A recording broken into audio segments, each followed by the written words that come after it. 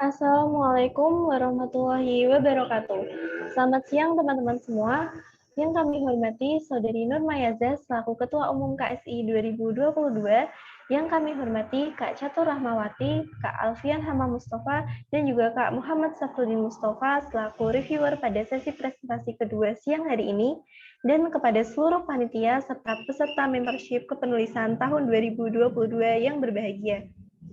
Marilah kita panjatkan puji syukur kehadirat Tuhan Yang Maha Esa, karena berkat limpahan rahmat, taufik, dan hidayahnya, kita dapat hadir pada acara sesi presentasi mentorship kepenulisan tahun 2022 dengan tema Level Up or Writing Skill pada siang hari ini dengan keadaan sehat walafiat.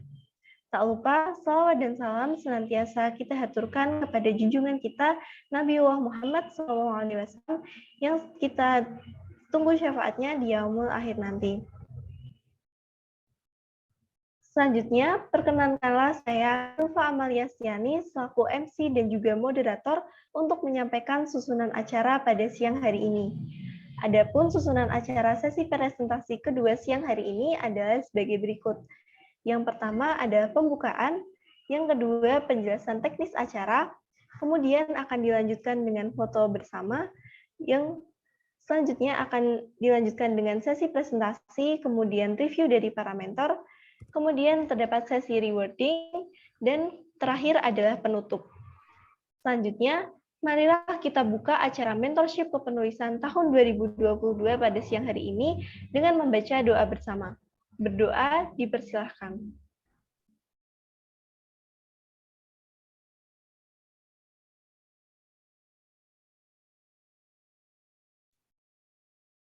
Berdoa dicukupkan. Agar acara pada hari ini dapat berjalan dengan lancar, saya akan membacakan teknis acara sesi presentasi kedua pada siang hari ini. Yang pertama, peserta diharapkan hadir 5-10 menit sebelum acara dimulai. Yang kedua, peserta sesi presentasi diharapkan untuk on-cam dan menggunakan virtual background yang telah disediakan oleh panitia. Untuk format nama peserta dari internal KSI menggunakan format bidang underscore nama. Untuk peserta dari mahasiswa Fakultas Pertanian menggunakan format peserta underscore nama. Untuk anggota TKB menggunakan format TKB underscore nama. Baik, berikutnya akan saya bacakan teknis untuk presentasi pada siang hari ini. Yang pertama, presentasi dilakukan oleh perwakilan kelompok 1-2 orang dan diperbolehkan untuk menambah satu anggota lagi untuk membantu share screen. Presentator diharapkan dapat mengaktifkan kamera selama presentasi. Presentator dapat on mic setelah dipersilahkan oleh moderator, dan peserta sesi presentasi lainnya diharapkan untuk mematikan mikrofon ketika presentasi berlangsung. Share screen presentasi dilakukan oleh masing-masing kelompok, dan apabila menemui kendala dapat menghubungi pihak panitia untuk dibantu share screen. Presentasi dilakukan selama 10 menit, kemudian dilanjutkan dengan sesi review yang akan berlangsung selama 6 menit. Perhitungan waktu presentasi dilakukan menggunakan digital timer oleh panitia, dimulai saat presentator mengucapkan kata pertama. Peserta dimohon untuk mengikuti rangkaian acara dari awal hingga akhir, kemudian mengisi link presensi yang akan dibagikan panitia pada kolom chat Zoom.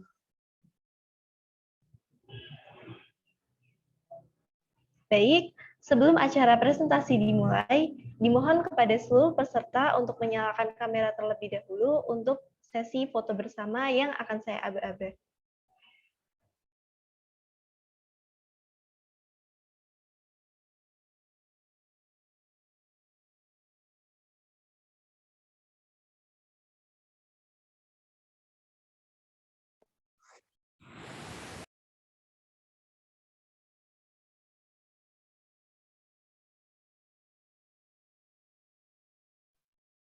Baik, kepada peserta yang tidak berhalangan untuk on-cam, bisa on-cam terlebih dahulu ya untuk sesi dokumentasi.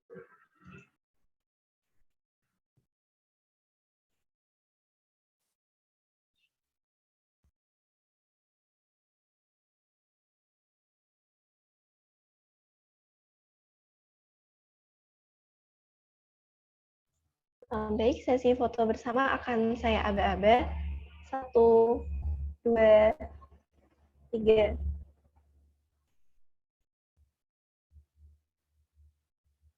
Untuk slide berikutnya, 1, 2, 3. Baik, cukup. Terima kasih.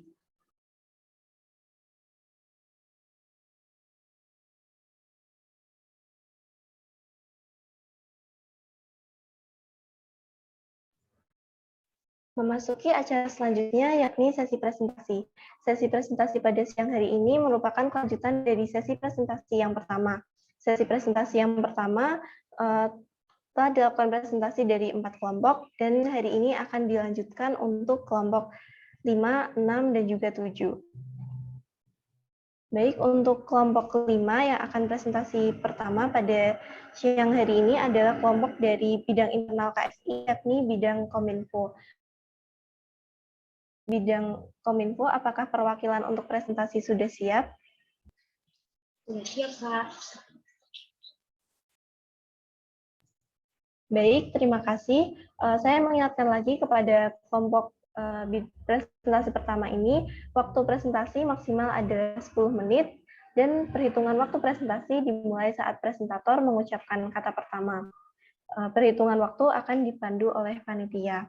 Kepada kelompok bidang Kominfo, waktu dan layar saya persilahkan.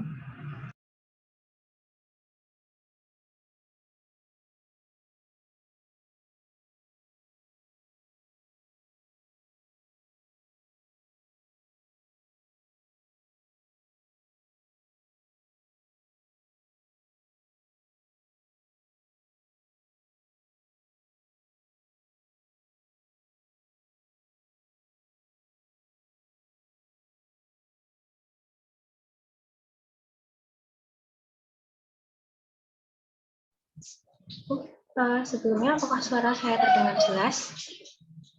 Sudah terdengar. Baik. Presentasi akan saya mulai dalam 3, 2, 1. Proses distribusi merupakan hal penting dalam pemasaran produk pertanian dari petani ke konsumen. Akan tetapi, peningkatan kesejahteraan petani yang dipengaruhi oleh proses distribusi tidak boleh serta-merta dilupakan. Assalamualaikum warahmatullahi wabarakatuh. Selamat siang, salam sejahtera bagi kita semua. Perkenalkan, saya Zamia Atta Putri Julia selaku perwakilan dari Divisi Kominfo. Sebelum masuk ke sesi presentasi, izinkan saya memperkenalkan bagian dari Divisi Kominfo. Yang pertama ada Mas Syarif, ada Mbak Mutia, Mbak Maharani, Mbak Sarah, Mbak Febi. Lalu ada Anzila, Almira, Handayu, Niken, saya. Lalu ada Dilah, Nona, Hanan, Sola, dan Sandi. Hadirin yang berbahagia, berikut ini merupakan lingkup pembahasan pada presentasi kami. Sebagaimana yang kita ketahui, Indonesia memiliki potensi yang besar dalam sektor pertaniannya. Akan tetapi, sebelumnya, maaf, presentator menyala. Untuk slide-nya belum berubah, masih di slide pertama. Mungkin bisa diulang lagi.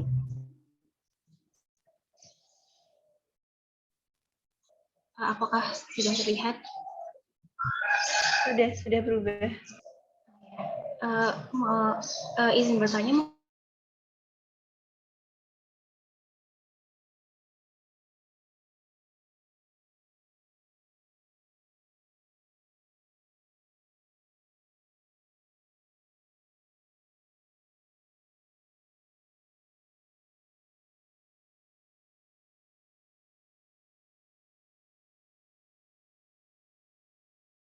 ulangnya dari mana ya?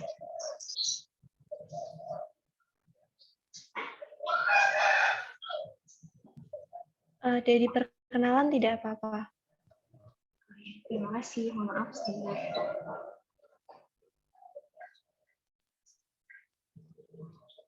Ya, sebelumnya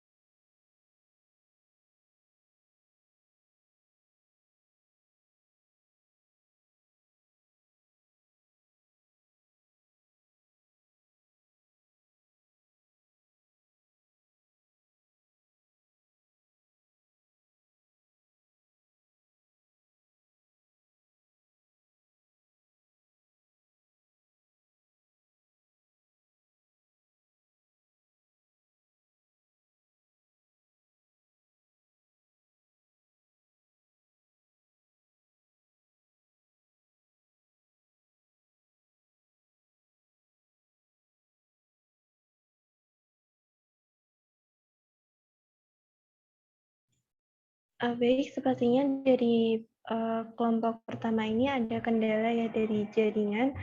Mungkin dari perwakilan kelompok yang lain bisa menggantikan untuk maaf, mungkin dari perwakilan kelompok yang lain, apakah ada yang bisa menggantikan untuk presentasi?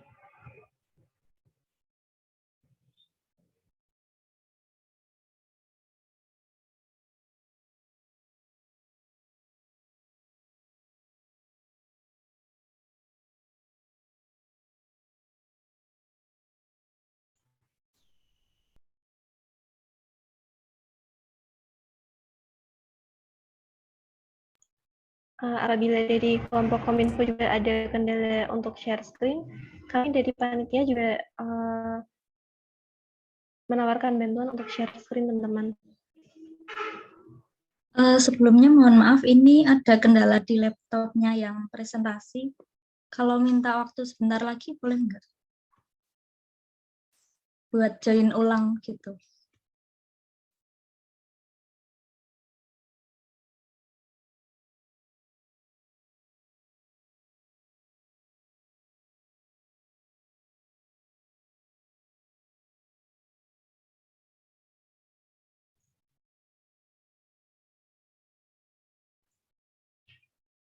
Baik Mbak, kita tunggu sebentar ya untuk presentatornya join lagi. Baik, terima kasih. Untuk share screen-nya, apakah mau dibantu panitia saja Mbak?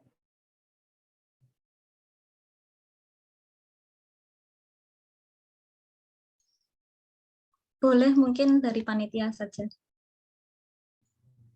Baik Mbak.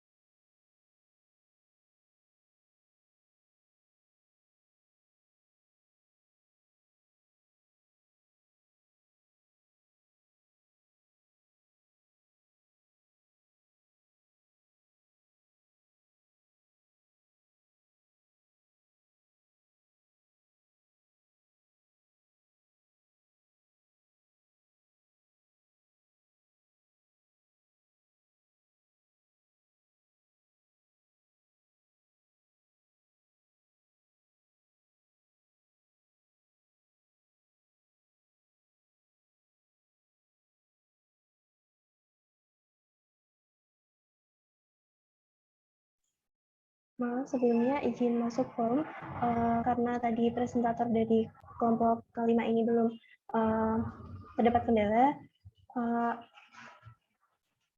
Apakah bisa apabila dilompati dulu ke kelompok berikutnya, yakni dari kelompok Figma?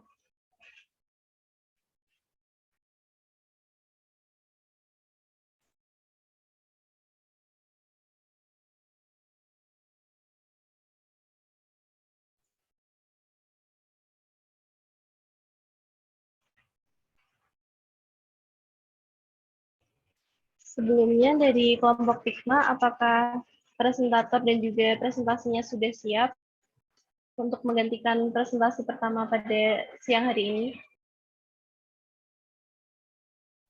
Insya Allah siap. Baik, kalau begitu sebelumnya mohon maaf untuk Kominfo mungkin presentasi akan dilanjutkan terlebih dahulu untuk bidang Figma, untuk bidang Kominfo mungkin akan dilanjutkan atau presentasi setelah bidang Figma. Baik, kepada presentator dari bidang Figma, saya mengingatkan kembali bahwa presentasi maksimal waktunya ada 10 menit, dilanjutkan dengan review dari para mentor. Kemudian jika terdapat kendala dapat menghubungi panitia. Waktu presentasi akan dimulai ketika presentator sudah mengucapkan kata pertama, dan untuk kelompok dari bidang Pikma, waktu dan layar saya persilahkan.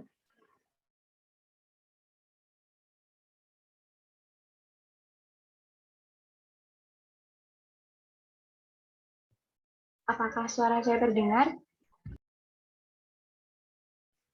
Sudah terdengar.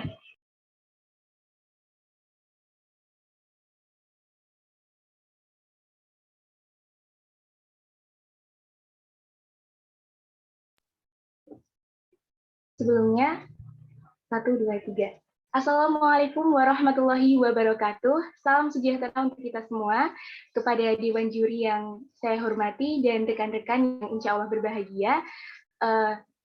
Di sini kalau kata orang, tak kenal maka tak sayang, izinkan saya untuk memperkenalkan diri.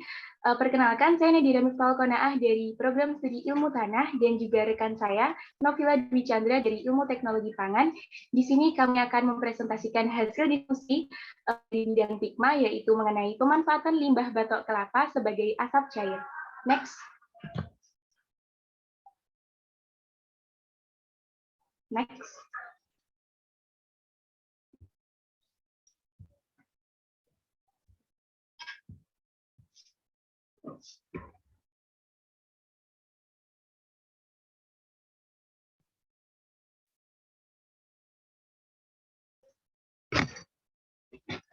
Next.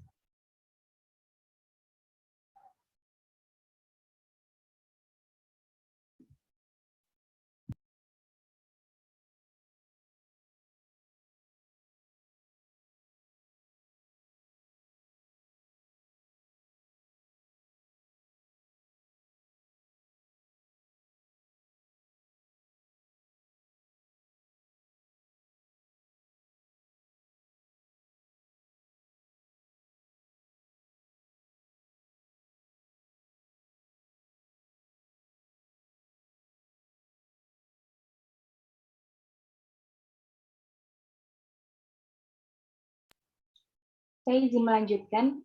Baik, latar belakang. Indonesia merupakan negara tropis dengan produksi buah kelapa yang cukup tinggi. Menurut Badan Pusat Statistik, produksi kelapa di Indonesia pada tahun 2021 adalah sebanyak 2.853.299 ton. Daerah penghasil kelapa terbanyak yaitu Provinsi Riau. Tercatat rata-rata produksi mulai dari tahun 2018 hingga 2021 sebanyak 393.000 ton. Hal ini menunjukkan bahwa potensi pemanfaatan buah kelapa di Indonesia cukup banyak, terutama sudah cukup untuk memenuhi kebutuhan pangan rumah tangga. Namun di sisi lain, dari penggunaan maupun konsumsi buah kelapa tersebut menghasilkan limbah berupa batok kelapa. Limbah batok kelapa dapat diolah dan dimanfaatkan untuk bahan pembuatan asap cair atau cuka kayu. Asap cair merupakan asam cuka atau hasil kondensasi yang diperoleh berdasarkan destilasi kering bahan baku asap, contohnya batok kelapa atau kayu pada suhu 400 derajat Celcius selama 90 menit, lalu diikuti dengan peristiwa kondensasi dalam kondensor berpendingin air. Asap cair disebut juga sebagai cuka kayu yang memiliki manfaat untuk pemacu pertumbuhan tanaman. Selain itu dapat digunakan sebagai insektisida, penambah kesuburan tanah, dan pengawet. Next. Permasalahan. Limbah batok kelapa hasil dari industri maupun UMKM dapat menyebabkan penumpukan limbah yang tentunya dapat merusak estetika lingkungan dan dapat menjadi sarang perkembangbiakan penyakit yang mengganggu kenyamanan masyarakat sekitar. Selain itu, apabila limbah tersebut dibakar, maka akan menimbulkan dampak polusi udara karena adanya gas CO yang dihasilkan. Kelapa merupakan salah satu produk pertanian serbaguna yang banyak dimanfaatkan oleh masyarakat dalam kehidupan sehari-hari, sehingga dianggap sebagai tumbuhan seribu guna. Banyak manfaat yang dapat diambil dari tanaman ini, menyebabkan peningkatan limbah batok kelapa. Masyarakat hanya membuang atau membakar limbah batok kelapa, yang mana hal ini dapat meningkatkan pencemaran lingkungan. Limbah batok kelapa yang menumpuk dapat dimanfaatkan menjadi sesuatu yang memiliki nilai guna. Salah satunya adalah pemanfaatan limbah batok kelapa untuk bahan pembuatan fungisida. Pembuatan fungisida dari limbah batok kelapa dapat menjadi alternatif pengganti pestisida kimia dan memiliki nilai jual yang tinggi di pasaran. Next. Potensi, limbah batok kelapa berpotensi menjadi asap cair yang dapat dimanfaatkan menjadi pestisida dan fungisida. Pestisida dari limbah batok kelapa tersebut berguna untuk mencegah hama-hama air selain hama darat dan binatang pengganggu seperti ulat. Sedangkan fungisida dari limbah batok kelapa dapat digunakan untuk membunuh atau menghambat cendawan penyebab penyakit. Next.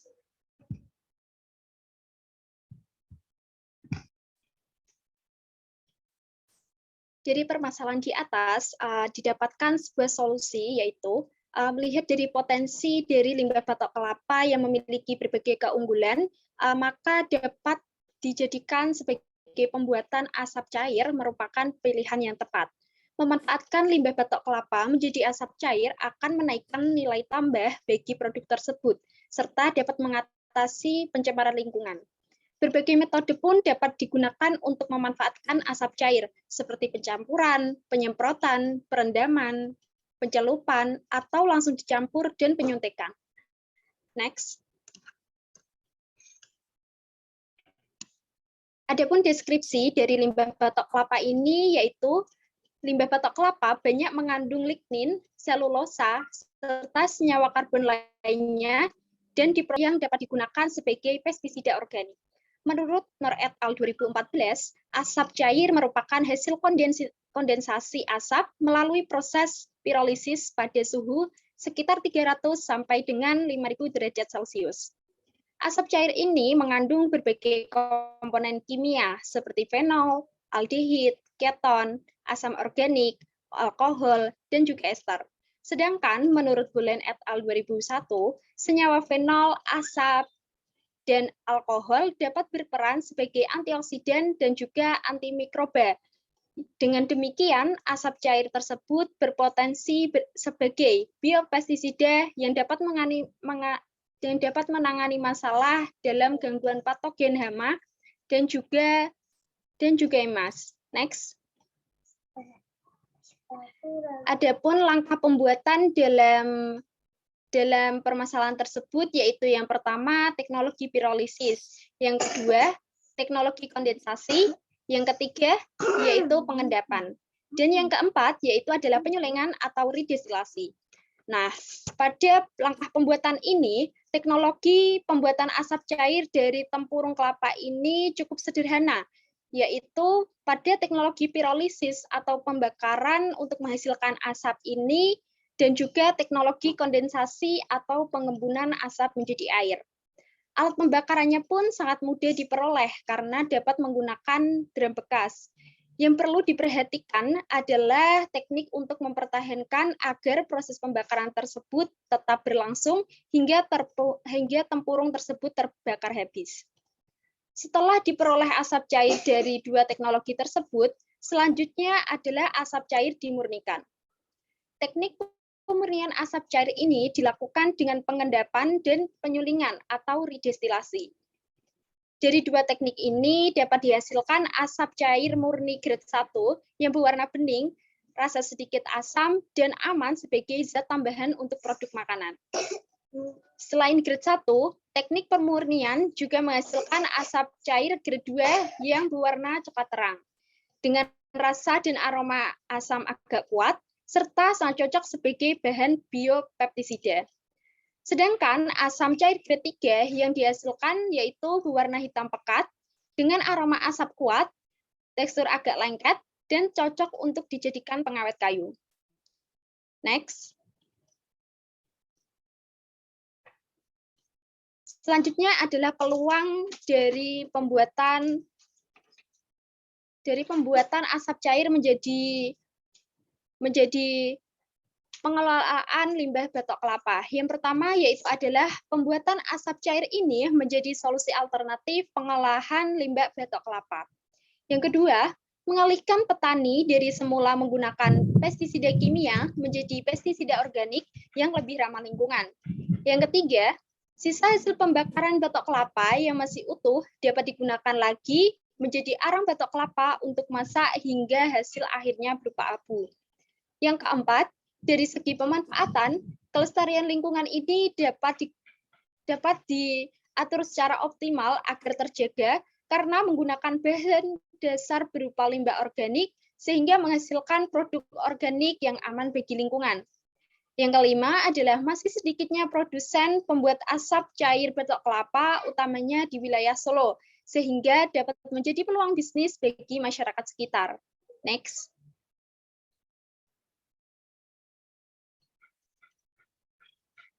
Dari permasalahan di atas didapatkan sebuah kesimpulan bahwa Indonesia itu memiliki tingkat produksi buah kelapa yang sangat tinggi. Kondisi ini dapat menyebabkan banyaknya limbah batok kelapa, baik dari UMKM maupun pabrik, yang dapat menimbulkan polusi dan juga merusak lingkungan. Nah, oleh karena itu, dapat dilakukan pemanfaatan limbah batok kelapa ini menjadi asap cair yang dapat digunakan untuk biopestisida dalam pengendalian hama dan penyakit tanaman. Asap cair batok kelapa ini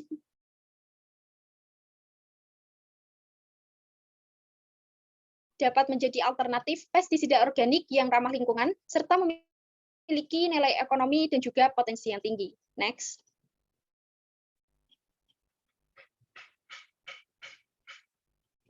Nah, pada rekomendasi, yaitu produk asap cair dapat dijadikan sebuah alternatif dalam pengolahan limbah batok kelapa yang dapat bernilai ekonomi.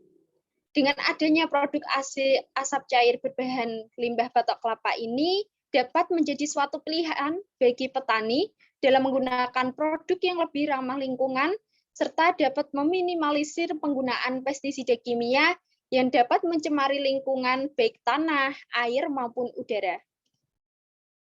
Next. Sekian presentasi dari kami. Berjuang untuk gapai mimpi, bertahan wujudkan angan. Kami dari bidang Pikma pamit undur diri. Mohon maaf atas segala kesalahan. Wassalamualaikum warahmatullahi wabarakatuh. Waalaikumsalam warahmatullahi wabarakatuh. Wah, menarik sekali ya teman-teman, presentasi dari kelompok bidang Pikma mengangkat mengenai isu limbah batok kelapa dan kemudian dijadikan sebagai bahan untuk asap cair yang berfungsi untuk fungisida dan juga pestisida. Nah, dari presentasi kelompok Pikma tadi, mungkin dari kakak reviewer, dari mentor ada tanggapan dan juga masukan. Waktu dan layar, saya persilahkan. Monggo deh Alfian kalau mau menyampaikan terlebih dahulu. Kemarin kan udah nih aku dulu. Oke. Apa dulu berarti ya, Mbak? Gimana? Ya, aku dulu nggak apa? Iya, nggak apa-apa. Iya. Oke, terima kasih buat teman-teman dari Pikma. Menarik banget ya buat presentasi kali ini. Kalau aku lihat tadi udah komplit kalau menurutku. Tadi dari ada sifat ilmiahnya, lalu juga ada data statistiknya, itu sudah ada pengukurannya. Terus sudah dari presentasinya juga menarik. Tadi di akhir ada pantun yang mungkin beda dari yang lain karena kemarin belum ada yang ngasih pantun di akhir. Ini juga termasuk sesuatu yang mungkin bisa menambah nilai kepada juri karena semakin menarik gitu presentasinya kalau misalnya ada sesuatu yang berbeda. Gitu.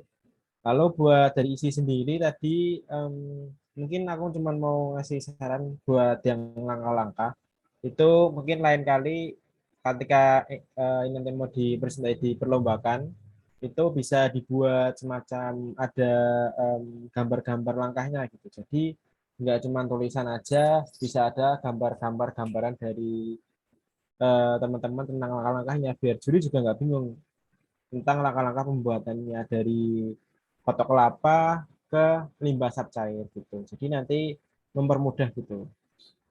Lalu terus ya, mungkin dipertanyakan ini kan termasuk limbah tadi kan salah satu peluang atau potensi itu kan ingin mengubah petani yang mungkin menggunakan dari yang sebelumnya pupuk kimia menjadi pupuk organik dengan POC ini ya yang apa namanya organik dari pupuk organik cair. Nah ini mungkin dari teman-teman dari Pikma itu bagaimana caranya mungkin menumbuhkan kepekaan terhadap petani menggunakan POC dari batok kelapa karena kalau pupuk kimia kan saat ini kan lebih banyak digunakan karena dia memiliki kandungan yang jelas gitu setiap pupuknya setiap jenis pupuknya misalnya pupuk NPK ya kandungannya ada NPK, lalu pupuk yang lain nanti kandungannya beda-beda dan digunakannya pun juga beda-beda setiap tahap produksi, setiap tahap budidaya dari suatu komoditas gitu.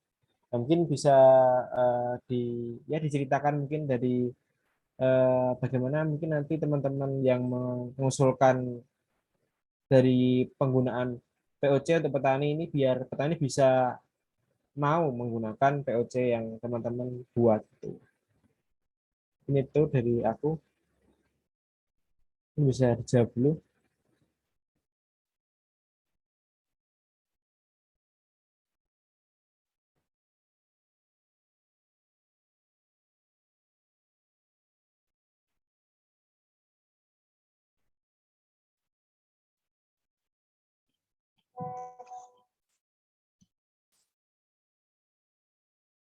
Izin menjawab Kak Alfian.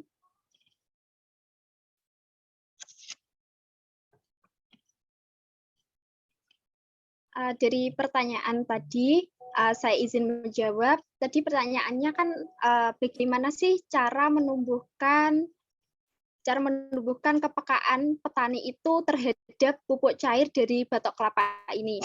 Nah, mungkin dari kami yang mengusulkan ide itu dapat melakukan sosialisasi terlebih dahulu terhadap apa sih keunggulan dari asap cair tersebut. Terus nanti efek-efeknya apa saja, kelebihannya begitu.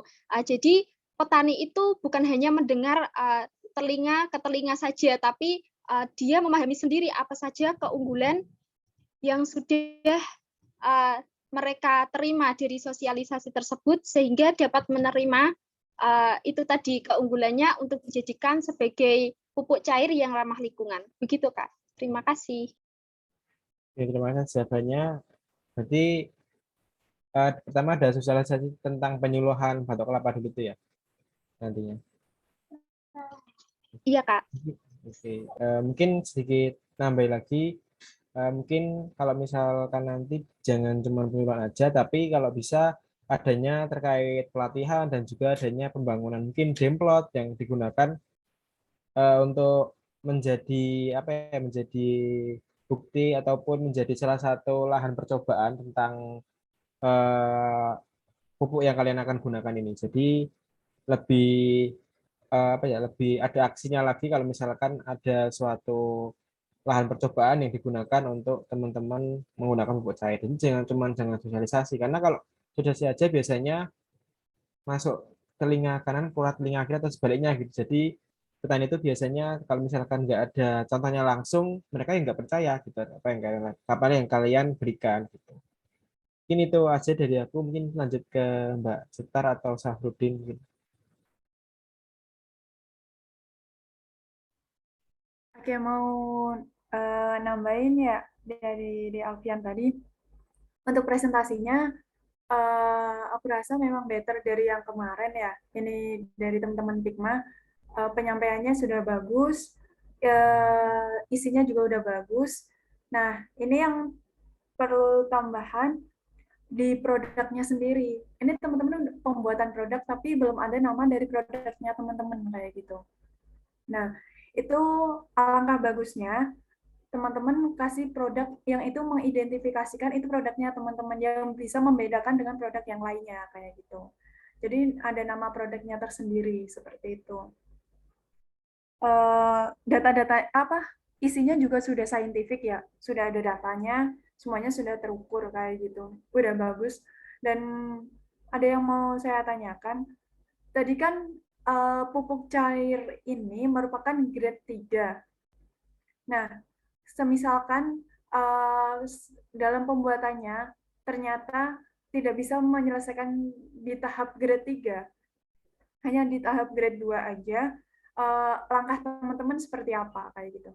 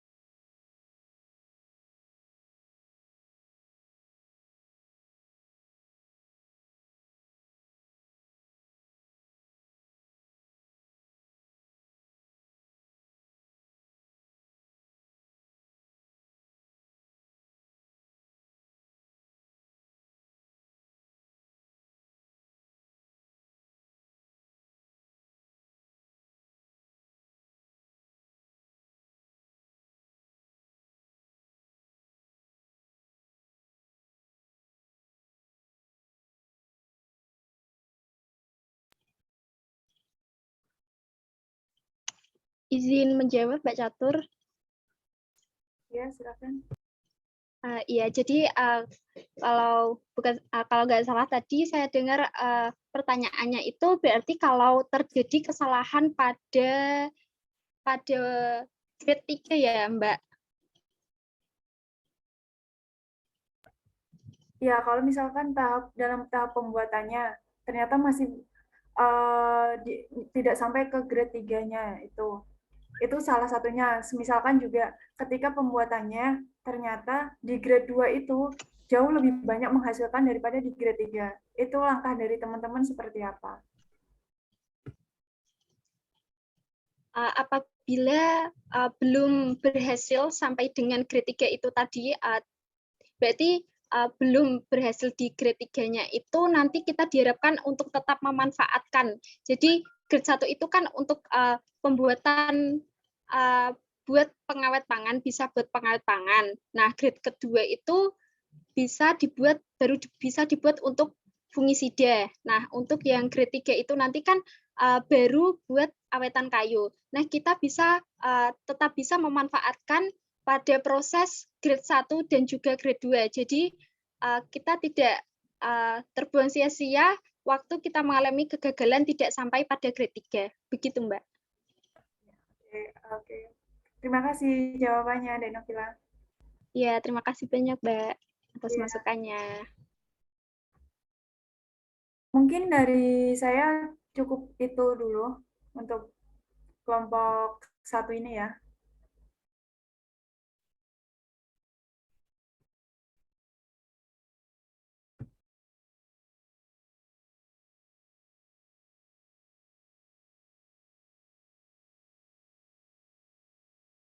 Saya kembalikan lagi ke moderator.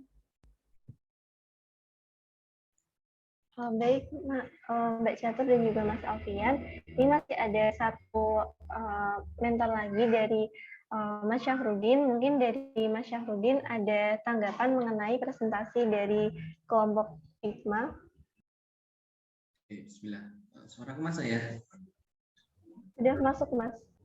Oke, terima kasih kelompok IKMA dan teman-teman. Alhamdulillah bisa presentasi dan lumayan. Ada sedikit saran dan masukan dari saya ya. Saya pribadi. Kalau dari Pak Catur dan Mas Alfian alhamdulillah sudah ya pengalaman, jadi udah banyak masukan.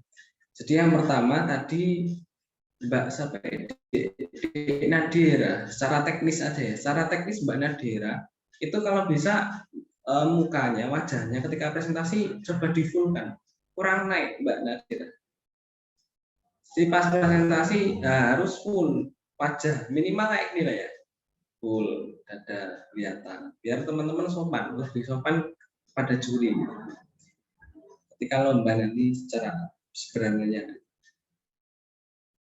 Kemudian secara teknis lagi tadi di awal tadi udah ada puisi atau belum? Kan di akhir tadi ada puisi ya, pantun sorry, pantun ya. Nah kalau di akhir ada pantun, kalau di akhir ada pantun diusahakan di awal juga ada pantun, biar di awal maupun di akhir ada kesinambungannya. Syukur-syukur nanti pantunnya terkait dengan kelapa, ya nanti kreatif teman-teman.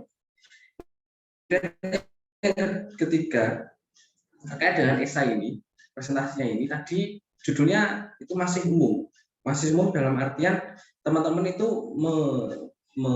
membuat batok kelapa menjadi pestisida. Nah, lebih spesifiknya lagi gimana? Batok kelapanya itu kan buat pestisida, dan pestisida itu kalau lebih spesifik, pestisidanya itu dikaitkan dengan kelapa itu sendiri. Misal tadi ya pupuk organik, pestisida ya, pestisida atau fungisida tadi, yaitu ya. Nah, itu dikaitkan dengan penyakit yang ada di kelapa. Jadi nanti teman-teman pemasarannya maupun kolaborasinya itu lebih enak. Misal tadi batok kelapa untuk mencegah penyakit yang di kelapa itu penyakit apa coba? Nah, nanti di-searching. Jadi judulnya maupun esainya itu bisa lebih spesifik lagi. Itu ya.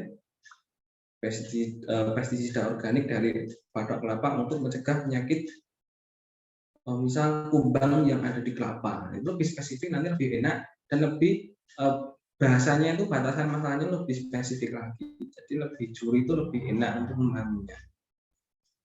Kemudian tadi dari Mbak Catur belum ada nama produknya. Kemudian ini kerjasama dan implementasinya belum ada.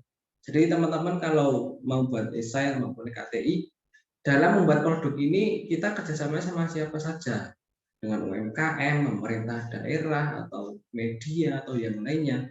Biasanya itu triple helix collaboration bisa, pentahelix collaboration bisa, itu banyak sekali.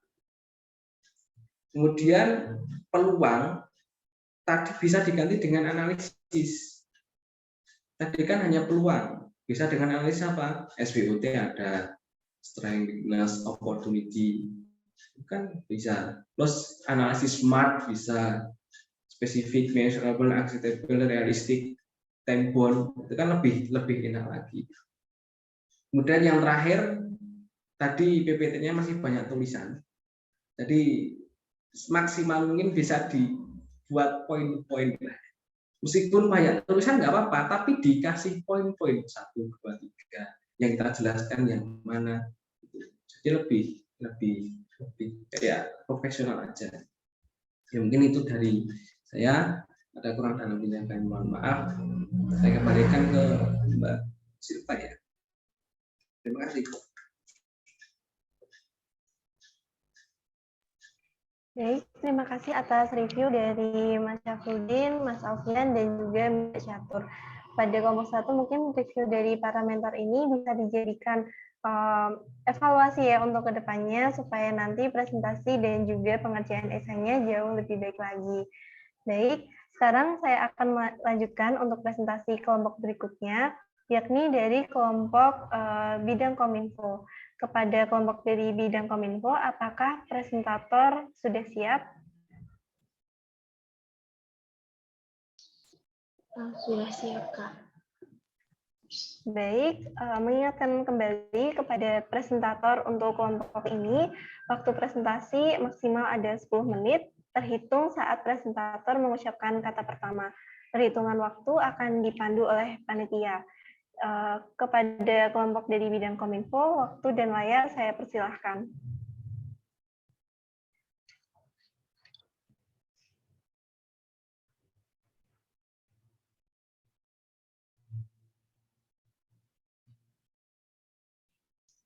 Baik, presentasi akan kami mulai dalam 3, 2, 1. Proses distribusi merupakan hal penting dalam pemasaran produk pertanian dari petani ke konsumen. Akan tetapi, peningkatan kesejahteraan petani yang dipengaruhi oleh proses distribusi tidak boleh serta-merta dilupakan. Assalamualaikum warahmatullahi wabarakatuh. Selamat siang, salam sejahtera bagi kita semua. Perkenalkan, saya Zamia Atta selaku perwakilan dari Divisi Kominfo KSI FB UNS yang akan mempresentasikan pada hari ini. Sebelum masuk ke sesi presentasi, izinkan saya memperkenalkan bagian dari Divisi Kominfo. Yang pertama ada Mas Syarif, Mbak Mutia, Mbak Rani, Mbak Sarah, dan Mbak Feby. Next.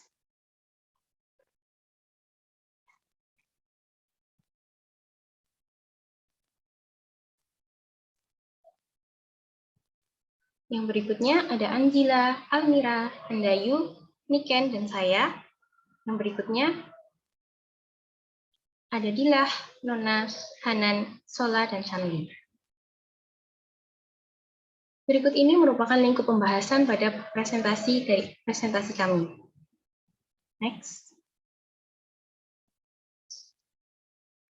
Sebagaimana yang kita tahu, Indonesia memiliki kekuatan dari sektor pertaniannya.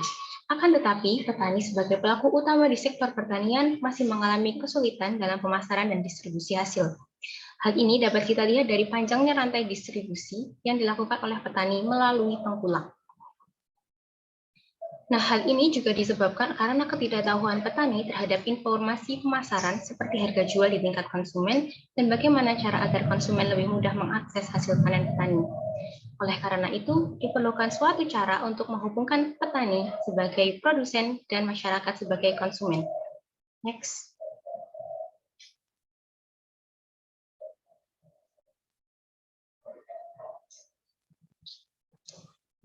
berikut ini merupakan garis besar permasalahan yang kami garis bawahi dari latar belakang tadi.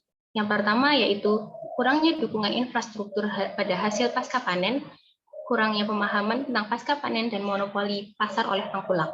Nah, kurangnya dukungan infrastruktur terhadap hasil pasca panen beserta kurangnya pemahaman tentang pasca panen ini mempengaruhi kualitas dari hasil panen petani yang akan didistribusikan kepada konsumen. Monopoli pasar oleh tengkulak ini yang menyebabkan petani itu mengalami kesulitan atau menurunnya kesejahteraan petani karena harga jual yang dilakukan oleh petani kepada tengkulak itu jauh lebih rendah daripada harga yang ditentukan oleh tengkulak kepada konsumen. Next. Nah, berikut ini merupakan potensi kami untuk membantu petani meningkatkan kesejahteraannya dengan memotong rantai penjualan atau rantai distribusi. Nah, pemotongan rantai penjualan atau distribusi ini akan kami sisipkan dengan teknologi, yang mana hal tersebut mudah dijangkau, mudah dilakukan secara online, dan jangkauannya lebih luas. Promosi yang dilakukan juga lebih mudah dan lebih murah. Selain itu, dari sisi konsumen juga menjadi lebih mudah dalam mengetahui informasi produk yang ditawarkan oleh penjual. Next. Nah, berangkat dari permasalahan tadi, kami Divisi Kominfo KSI FPUNS dengan bangga mempersembahkan Agroactive sebagai alternatif pemasaran hasil pertanian guna meningkatkan kesejahteraan petani. Sistem pemasaran berbasis online melalui Agroactive merupakan cara jitu dalam memenuhi kebutuhan konsumen sekaligus meningkatkan layanan distribusi produk sampai tujuan. Nah, platform e-commerce Agroactive ini menghadirkan fitur yang akan mendukung proses administrasi dan pembayaran secara sederhana. Dengan sistem e-commerce yang komprehensif ini, penjualan hasil produksi menjadi lebih optimal. Kehadiran Agroactive sebagai ide dari pemasaran digital pertanian dapat mendukung ekosistem bisnis yang lebih sehat dengan menyederhanakan proses penawaran dan permintaan serta mengoptimalkan waktu dan tenaga kerja untuk memastikan pasokan dan pangan tetap terjaga. Next. Nah, berikut ini merupakan deskripsi dari ide kami beserta kelebihan-kelebihannya. Yang pertama yaitu penggunaannya yang lebih mudah, juga dapat dilakukan di berbagai waktu sehingga tidak ada penghalang bagi petani untuk meningkatkan penjualan. Agroactive juga menghadirkan berbagai macam fitur seperti sales tool, struktur, sistem manajemen inventaris, hingga pemantauan permintaan dan pasokan yang akan memudahkan kami sebagai pelaku dari Agroactive dan petani sebagai pemasok untuk mendata seberapa besar pemasokan dan kebutuhan. Yang berikutnya yaitu produk akan dikemas menggunakan kemasan dengan harga yang dijamin terjangkau bagi konsumen maupun petani. Yang terakhir yaitu tersedianya macam-macam cara pembayaran yang dapat disesuaikan dengan keadaan konsumen. Next. Nah, peluang dari pemanfaatan Agroactive ini sangat besar karena zaman sekarang ini semuanya serba digital. Nah, digitalisasi ini akan merambah baik dari berbagai sektor termasuk sektor pertanian. Adanya kemajuan teknologi ini perlu dimanfaatkan sebaik mungkin untuk memenuhi kesejahteraan para petani. Namun, kami juga menyadari bahwa kerjasama dari berbagai pihak tentunya diperlukan agar Agroactive benar-benar terrealisasikan sebaik mungkin. Next. Nah, kesimpulan yang dapat kami ambil yaitu permasalahan seputar pertanian, utamanya dalam hal pemasaran, menjadi sesuatu yang harus diselesaikan secara cepat. Nah, inovasi platform Agroactive ini mampu menjadi jawaban dari atas permasalahan tersebut. Permasalahan yang ada dengan Agroactive, agen pertanian dan masyarakat mampu saling diuntungkan dan melakukan kegiatan jual beli hasil pertanian. Nah, berdasarkan ide yang kami ungkapkan ini, kami memberikan saran untuk meningkatkan pengetahuan para agen pertanian, khususnya petani dalam kegiatan pasca panen, kemudian melakukan penyuluhan terkait perkembangan teknologi agar petani tidak merasa asing dengan kemajuan zaman saat ini. Akrabnya petani dengan teknologi mampu membuka jalan untuk mereka menjangkau pasar yang lebih luas lagi tanpa harus bergantung pada tengkulak. Next. Nah, sekian dari presentasi kami. Karena kreativitas merupakan landasan awal untuk menciptakan suatu inovasi. Saatnya yang mudah berperan dengan kreativitas yang tak mudah padam. Terima kasih. Wassalamualaikum warahmatullahi wabarakatuh. Waalaikumsalam warahmatullahi wabarakatuh. Wah, keren banget nih pemaparan dari kelompok bidang Kominfo. Presentatornya semangat banget. Terus tadi materi yang dibawakan juga mengenai inovasi pemanfaatan teknologi di bidang pertanian. Mungkin langsung saja untuk review dari para mentor kepada Mbak Catur, Mas Alfian, dan juga Mas Safrudin. Waktu dan layar saya persilahkan. Oke, sebenarnya izin Mbak Catur atau aku dulu Mbak? Yuk, monggo, Alfian dulu nggak apa-apa. Iya, izin ya Mbak. Ah, Oke, baiklah. Keren banget apa namanya ide dari teman-teman dari Kominfo tentang bagaimana cara menghindari tengkulak oleh petani, di mana apa namanya adanya tengkulakan sangat memberikan dampak yang besar ya buat pemasukan dari profit dari para petani. Nah, mungkin kalau dari sisi ide sudah bagus, sudah apa namanya sudah terarah. Mungkin mungkin untuk ini kan karena berbasis sebuah aplikasi-aplikasi digital, mungkin bisa ditambahkan lagi tentang fitur-fiturnya apa aja yang ada di aplikasinya atau ada di softwarenya, nanti bisa dijelaskan lagi untuk fitur-fiturnya ada apa aja, bisa ditambahkan itu biar lebih jelas lagi untuk aplikasinya nanti bentuknya seperti apa gitu dan bisa digunakan untuk apa aja oleh petani gitu.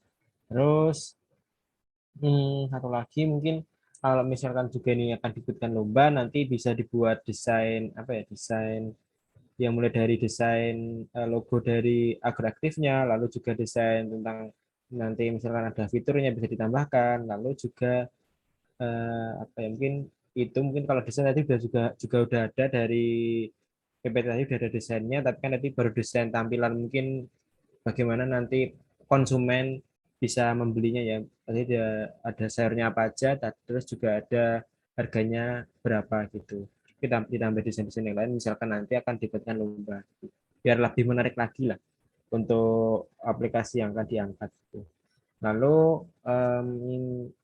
tanya sedikit, kalau misalkan ini kan merupakan aplikasi digital yang dimana notabene mungkin sama kayak kemarin itu juga ada yang mengangkat aplikasi, tetapi gimana caranya dari teman-teman itu bisa membuat petani-petani yang mungkin kan karena kebanyakan dari petani kita kan petani-petani golongan tua dan mungkin sekitar 40-an ke atas, 50 tahun ke atas, dan biasanya itu belum melek teknologi terutama yang ada di desa-desa gitu. Nah, mungkin bagaimana jadi teman-teman kelompok Kominfo ini bisa mengenalkan dan membuat petani itu bisa menggunakan aplikasinya gitu, karena biasanya kalau petani udah nyaman menjual ke sana dan udah pasti kan kalau misalkan ini kan nanti nunggu konsumen dulu baru bisa dibeli kan, sedangkan produk pertanian kan termasuk produk yang mungkin harus segera dijual karena terutama buat sayur yang hortikultur itu kan harus segera dijual kalau enggak nanti cepat busuk gitu. Nanti untuk membuat petani mau menggunakan aplikasinya itu seperti apa caranya, langkahnya? Baik Mas, izin menjawab. Di sini seperti yang dimaksudkan yang terdapat dalam PPT kami itu, kami menyadari bahwa kita itu perlu kerjasama dengan berbagai pihak. Nah, dari berbagai pihak yang kami sasar ini sebenarnya adalah kelompok tani atau gapoktan. Nah, dari sana kami bisa mensosialisasikan aplikasi ini itu lebih luas cakupannya. Nah, kami juga akan untuk membujuk petani supaya menggunakan aplikasi ini itu kami menggunakan menciptakan kebutuhan lebih ke harga dan keuntungan. Karena kalau menjual ke tengkulak itu kan harganya termasuk rendah ya. Mungkin petani memang belum sadar, tapi kami menyadarkan, memberikan pengetahuan tentang aplikasi ini dan menciptakan kebutuhannya itu tentang lebih tingginya keuntungan yang akan diperoleh oleh petani sendiri. Begitu. Terima kasih. Terima kasih atas jawabannya. Lalu untuk sistemnya sendiri kan ini kan merupakan aplikasi juga ya. Mungkin kan berarti kan ada yang berperan dalamnya, ada petani, ada konsumen, dan juga ada pihak agro aktifnya yang merupakan pemilik aplikasi. Nah, itu mungkin pembagian keuntungannya seperti apa nanti? Kalau pembagian keuntungan itu kan kita pengennya dua-duanya sama-sama untung ya Kak. Dari konsumennya tetap untung, dari petaninya juga untung. Nah, kalau dari kami sendiri itu lebih ke keuntungannya untuk pihak agroaktif itu akan didapat dari ongkos ongkir gitu Kak. Jadi nanti akan ada pilihan bahwa konsumen itu bisa mengambil sendiri ke petaninya atau ke sentra produksinya atau dikirimkan oleh kami begitu Kak. Terima kasih jawabannya. Berarti kalau misalkan dari ada pihak agroaktif yang mengirimkan, harganya bisa lebih mahal ya buat konsumen nanti. Iya Kak, karena kan memang butuh biaya untuk distribusi juga. Oke, terima kasih atas jawabannya dari kelompok Kominfo. Mungkin dari aku itu mungkin dari Mbak Citra atau Safrudin ada masukan atau tambahan lagi. Mungkin dari Dek Safrudin dulu. Mbak Catur. Siapa dulu nih? Safrudin dulu aja nggak apa-apa. Oke. Ya, di sedikit dari aku ya tetap sama tadi ya, masih banyak tulisannya. Nanti bisa direvisi ketika mau dipresentasikan ke lomba yang nasional atau internasional bisa dikurangi. Kemudian kan di Indonesia aplikasi-aplikasi ini kan banyak banget. Ada Tanihood ya untuk apa ya, distribusi itu banyak sekali. Dan saya teman-teman pernah membuat esai seperti ini, tapi nggak presentasi. Nah, mungkin keunggulan yang menonjol dari aplikasi yang sudah ada itu gimana? Apa aja? Kemudian tadi belum ada strategi implementasinya. Nanti kira-kira menggunakan strategi apa yang bisa digunakan kalau berbasis aplikasi. Dan sama kayak Mas Alfian tadi prototipe belum ada. Nanti sedikit saran dari teman-teman bisa menggunakan Corel juga bisa, cuma edit biasa bisa, Canva juga bisa, atau kalau berbasic video itu bisa Figma Mirror, itu teman-teman bisa dipencet kayak aplikasi beneran itu juga bisa. Dan mungkin itu pertanyaan dari saya. Jadi keunggulan yang menonjol kira-kira apa teman-teman? Kemudian selain Gapoktan, teman-teman menggait siapa aja kira-kira dalam implementasinya? Terima kasih dari saya.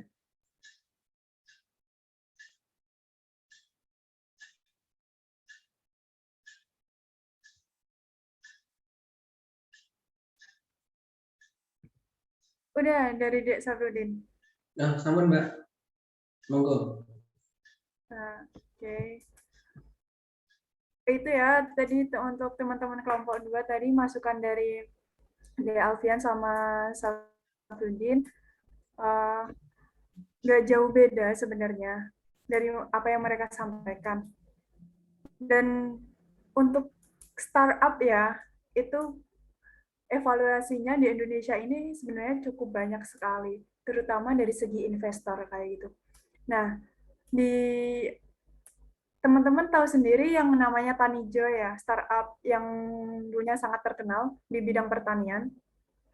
Dia terus akhirnya juga lenyap juga gitu. Sekarang nggak tahu, nggak ada kabar kemana karena ada kasus dengan investor kayak gitu. Nah, ini yang nantinya juga kalau teman-teman memberikan inovasi sebuah teknologi, sebuah aplikasi ya,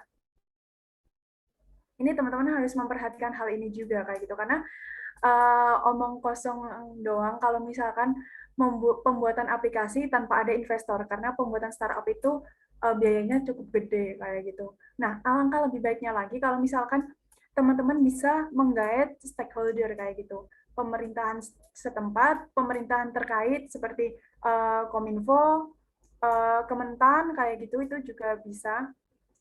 Lalu dari teman-teman sendiri, aplikasinya ini yang membedakan dengan aplikasi lainnya itu apa? Itu harus diunggulkan, harus ditonjolkan terlebih dahulu, ketimbang aplikasi sebelumnya seperti itu. Kan ada kalau yang kemarin itu pertemuan antara petani dengan investor kayak gitu. Nah, ini hal apa yang membedakan dengan produk yang lainnya seperti itu. Mungkin dari teman-teman bisa menjawab.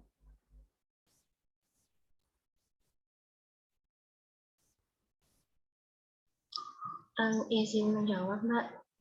Sebenarnya kalau yang membedakan dari kami itu lebih ke pengemasannya. Jadi kami di sini kami membedakan dua tujuan konsumen. Yang pertama itu sentra produksi yang akan dia itu pesannya banyak, dan yang satu lagi itu untuk pesan perorangan.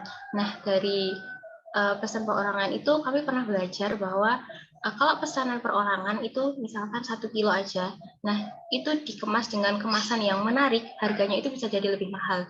Nah, dari situlah kami itu mengunggulkan aplikasi kami ini dengan menjual dua jenis produk itu dengan dua tujuan konsumen yang berbeda. Begitu, Mbak. Nah, nanti alangkah baiknya teman-teman bikin alurnya. Oh, ini ternyata lebih ke alur distribusi kan sebenarnya. Pemotongan rantai pemasaran kan. Nah, itu sebenarnya udah lagu lama banget di Indonesia tentang kasus tengkulak-tengkulak kayak gitu. Tapi nyatanya memang susah kayak gitu. Kenyataannya memang susah kayak gitu untuk memotong rantai tengkulak ini sendiri kayak gitu. Nah, mungkin dari teman-teman memang ini sangat inovatif ya. Ini sangat dibutuhkan gitu untuk petani sendiri, di mana mereka harusnya dengan hasil panen sedemikian pemasukannya juga harusnya signifikan gitu ya. Pemasukannya harusnya linear dengan apa namanya hasil panennya kayak gitu. Nah, itu dari teman-teman sendiri. Semisalkan seperti itu, alangkah baiknya juga ada alurnya. Misalkan ini tadi di petaninya sendiri, terus nanti berarti teman-teman yang ada di tengah-tengah kan, lalu ada konsumen. Nah, konsumennya tadi teman-teman juga dibagi dua kan, antara yang partai besar dengan partai kecil kayak gitu. Nah, itu juga harus dijabarkan dengan sangat detail lah kayak gitu. Itu sih dari saya.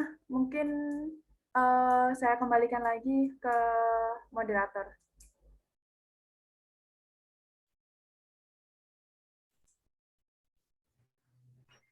Baik, terima kasih atas review untuk kelompok Kominfo dari Kak Catur, Mas Alfian, dan juga Mas Safruddin. Mungkin dari review tadi untuk kelompok ini bisa dijadikan penyemangat lagi dan juga bahan evaluasi untuk kedepannya semakin lebih baik. Baik, untuk acara berikutnya yakni presentasi dari kelompok Posdem dan juga gabungan dari kelompok TKB. Mungkin dari kelompok Posdem dan juga TKB, apakah presentatornya sudah siap?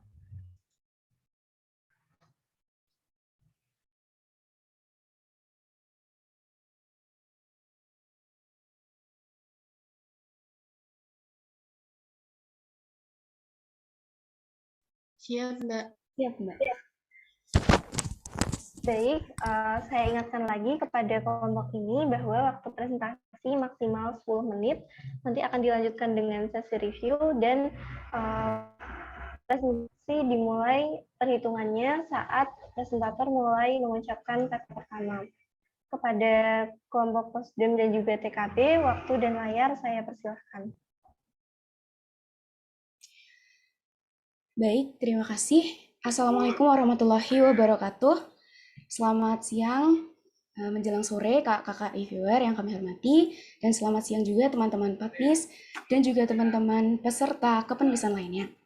Sebelumnya saya Syifa, bersama rekan saya, Sisriani kan? Kami perwakilan dari kelompok POS DM dan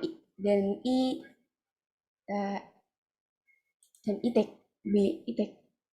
Kami kelompok dari POS DM dan TKB yang terdiri atas Mbak Diva, Mbak Feby, Mbak Aurini, Mbak Mufida, ada Elisa, Rizka, Sofia, Fitri, Niken, Yunia, Ajeng, Mbak Laila, Monika, dan Anis akan mempresentasikan dan memaparkan hasil diskusi penugasan kepenulisan mengenai pendidikan dengan judul pemanfaatan perpustakaan online dan perpustakaan keliling dalam mendukung sarana dan prasarana pendidikan di Indonesia serta peningkatan budaya literasi membaca.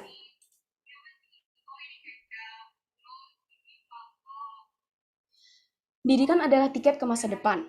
Hari esok dimiliki oleh orang-orang yang mempersiapkan dirinya sejak hari ini. Dari Malcolm X. Latar belakang yang kami susun, yaitu pendidikan merupakan bentuk pembelajaran yang bertujuan untuk melatih karakter, ilmu pengetahuan, dan keterampilan seseorang dalam menyikapi berbagai hal di sekitarnya. Pendidikan tentunya memerlukan sarana dan prasarana agar menunjang proses belajar sehingga berjalan dengan efektif dan efisien. Pendidikan juga tidak akan lepas dari yang namanya bahan ajar. Bahan ajar menjadi suatu hal yang paling penting sebagai sarana pembelajaran, dan dengan bahan ajar siswa tentunya akan mendapatkan arahan dan juga pengetahuan. Di Indonesia sendiri, keberadaan bahan ajar dapat dikatakan sangat minim dan sedikit. Ketersediaan bahan ajar berkaitan dengan jumlah perpustakaan dan kondisi perpustakaan di Indonesia. Berdasarkan survei yang dilakukan Program for International Student Assessment or PISA yang dirilis Organization for Economic Cooperation and Development atau OECD pada tahun 2019, Indonesia menempati peringkat 62 dari 70 negara atau dapat dikatakan 10 negara terbawah yang memiliki tingkat literasi rendah.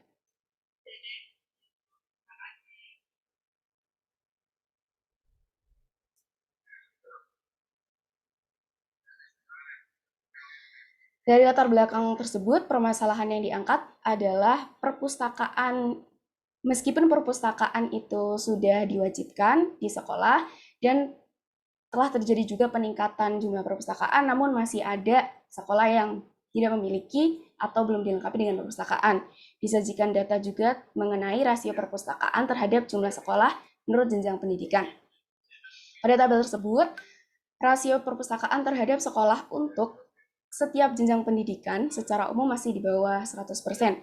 Hanya pada jenjang SMA saja yang memiliki rasio di atas 100%. Dan rasio terendah berada pada jenjang pendidikan sekolah dasar, di mana hanya 77 dari 100 sekolah yang memiliki fasilitas perpustakaan di sekolah.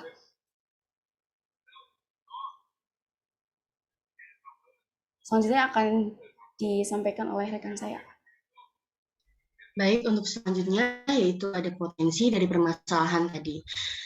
Kurangnya bahan ajar memunculkan sebuah solusi dengan melihat potensi-potensi yang dimiliki. Kualitas jaringan yang baik bagi beberapa daerah menjadi sebuah potensi yang dapat dikembangkan untuk memanfaatkan secara optimal penggunaan perpustakaan online. Nah, sedangkan bagi daerah yang memiliki kualitas jaringan yang buruk, tetapi dalam akses transportasinya baik, memiliki potensi untuk diadakannya perpustakaan keliling atau pendistribusian buku oleh pemerintah. Nah, program ini juga dapat diterima oleh kalangan masyarakat karena merupakan suatu daya tarik tersendiri.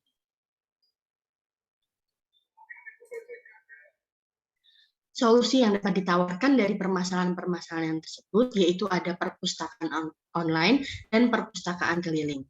Nah, untuk perpustakaan online ini atau disebut perpustakaan digital sebagai salah satu solusi bagi daerah yang akses kualitas jaringannya baik, namun akses transportasinya kurang. Sedangkan perpustakaan keliling, pengadaan ini untuk solusi bagi daerah dengan jaringan sinyal yang kurang baik.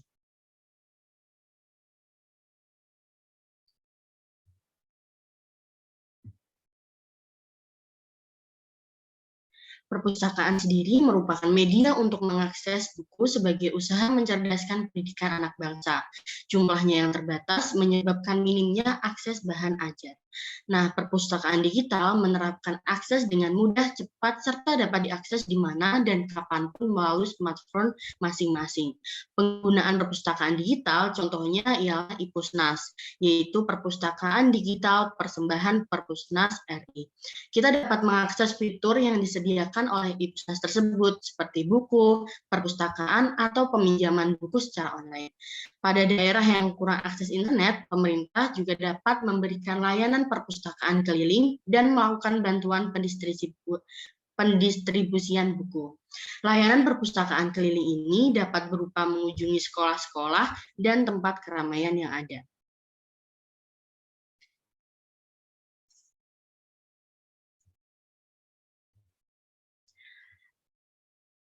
Peluang diadakannya solusi tadi di era serba digital saat ini, tentunya keberadaan perpustakaan online sangat diperlukan bagi masyarakat atau siswa yang ada. Hal tersebut akan membuat siswa mendapatkan akses literasi lebih luas dan lebih mudah karena tidak perlu beranjak dari tempat untuk bisa mendapat bahan ajar atau bahan bacaan tersebut. Hanya butuh perangkat dan jaringan yang memadai.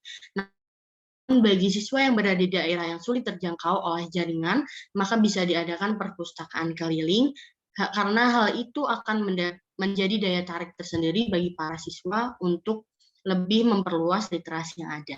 Maka perpustakaan online dan perpustakaan keliling berpeluang besar menjadi solusi dari minimnya bahan ajar akibat keberadaan perpustakaan yang belum semua sekolah miliki.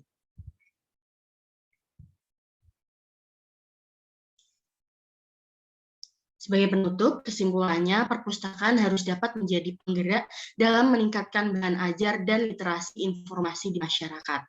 Untuk itu, perlu adanya pemerataan perpustakaan, pengembangan inovasi layanan perpustakaan. Perhatian dari semua pihak, baik pemerintah maupun masyarakat, juga diperlukan untuk mewujudkan hal-hal tersebut. Inovasi layanan yang perlu dikembangkan perpustakaan adalah perpustakaan online dengan memanfaatkan teknologi, informasi, dan jaringan internet seperti aplikasi IPUSNAS. Memperbanyak perpustakaan keliling agar layanan dapat menjangkau masyarakat di daerah yang terpencil atau kesulitan untuk jaringan. Rekomendasi yang dapat ditawarkan yaitu perlu adanya penelitian lebih lanjut tentang analisis ketertarikan dan manfaat masyarakat, terutama siswa semua jenjang, dalam memanfaatkan perpustakaan yang tersedia. Yang kedua, diperlukannya sosialisasi terkait pentingnya pemanfaatan perpustakaan untuk meningkatkan literasi di masyarakat.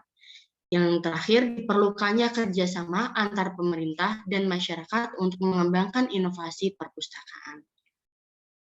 Baik teman-teman dan kakak-kakak sekalian, sekian presentasi dari kelompok kami, sudah menyampaikan dari presentasi tentang permasalahan minimnya bahan ajar bagi siswa. Karena salah satunya permasalahan dari sedikitnya atau kekurangnya perpustakaan yang ada, sehingga perlu adanya inovasi atau solusi seperti perpustakaan digital dan perpustakaan keliling. Sekian presentasi dari kami, semoga bermanfaat bagi kita semua. Mohon maaf jika ada kesalahan kata, karena kesempurnaan itu judul lagunya Rizky Febian. Selamat siang, menjelang sore. Wassalamualaikum warahmatullahi wabarakatuh. Waalaikumsalam warahmatullahi wabarakatuh. Menarik sekali ya teman-teman presentasi dari kelompok Posdim dan juga TKB ini yang mengangkat mengenai perpustakaan digital dan juga perpustakaan keliling. Mungkin setelah presentasi ini dari kakak mentor, mungkin ada tambahan atau mungkin ada review terkait dari presentasi dan juga materi yang telah disampaikan oleh kelompok Posdim dan juga TKB. Kepada kakak mentor, waktu dan layar saya persilahkan. Mbak Citer atau Syafruddin dulu. Jadi Syafruddin gimana? Mau menyampaikan terlebih dahulu?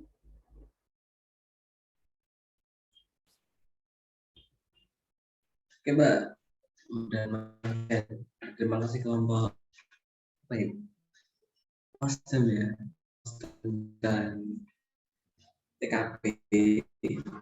TKB itu kepanjangan dari apa kemarin?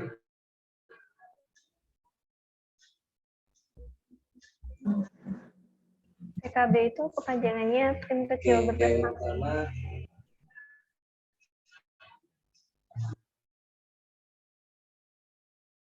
Oke. Oke, yang pertama tadi untuk judul nanti bisa dipersingkat lagi ya. Tadi kan masih kepanjangan itu dan kata hubungnya masih kebanyakan. Itu kan masih dannya 2 ditambah serta nanti dari baiki.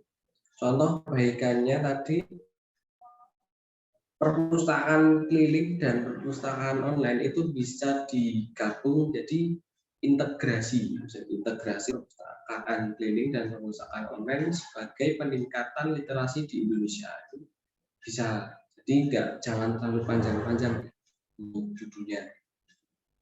Kemudian tadi juga analisisnya belum ada, nanti bisa ditambahi analisis SBT atau analisis yang lain sesuai dengan kreativitas atau yang dari ilmiah juga. Kemudian tadi juga tulisannya bisa dikurangi juga biar menggambarkan poin-poin di PowerPoint. Kemudian ada yang pengen saya tanyakan.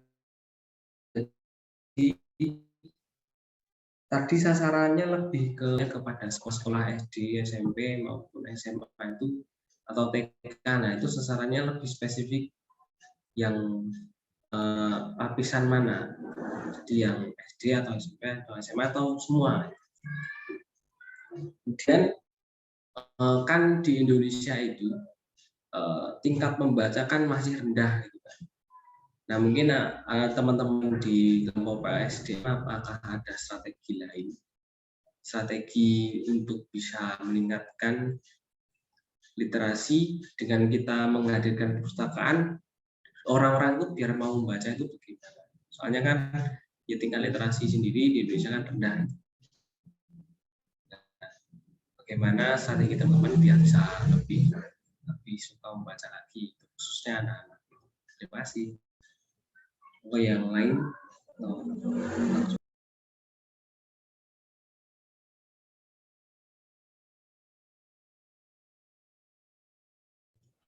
Oke, terima kasih Mas Syafruddin untuk reviewnya. Mungkin bisa dilanjutkan ke Mbak Catur atau ke Mas Alfian.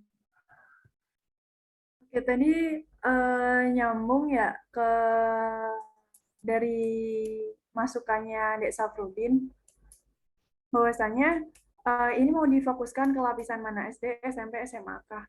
Lalu tujuan daerahnya juga harus jelas kayak gitu. Misalkan teman-teman menggandeng desa binaannya teman-teman atau di mana. Nah, itu juga harus jelas seperti itu. Tadi mohon maaf, tadi daerah belum juga disebutkan ya? Belum, Kak. Belum. Nah, itu karena misalkan mau se-Indonesia, mau sampai daerah timur, kan ya realistis aja kayak gitu. Ini kan LKTI, ISAI ataupun business plan semuanya kan harus smart ya. Semuanya harus terukur juga kayak gitu, harus realistis juga kayak gitu. Nah, itu mau di daerah mana, mungkin menggandeng desa binaan kah atau desa-desa yang mana yang mungkin teman-teman bisa membawa itu di latar belakang teman-teman sekalian kayak gitu. Nah, di sini aku juga belum nemu value unique dari apa yang teman-teman sampaikan ya gitu. Karena perpustakaan keliling, aku pernah menemuinya, perpustakaan digital, aku juga pernah memakainya kayak gitu.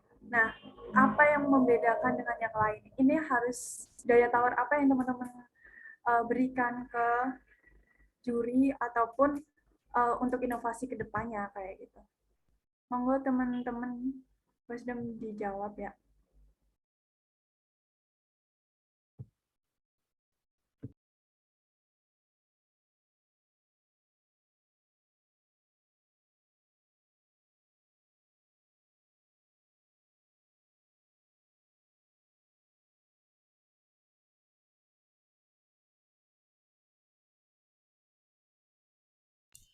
Baik, terima kasih kepada Kak Safrudin dan Kak Catur yang sudah memberikan tanggapan. Saya izin menjawab mengenai yang sasaran. Untuk sasaran lebih spesifik mana, itu sasaran yang dipilih itu adalah anak SD, karena SD itu merupakan awal atau tingkat awal dari sekolah yang nantinya yang dapat dididik sebagai dididik dengan dengan pemahaman dan dengan pemahaman literasi, dan juga SD ini sebagai tingkat sebagai awal dari tingkat sekolah yang dididik sebagai tingkat literasi supaya membantu anak-anak nanti terbiasa untuk gemar membaca.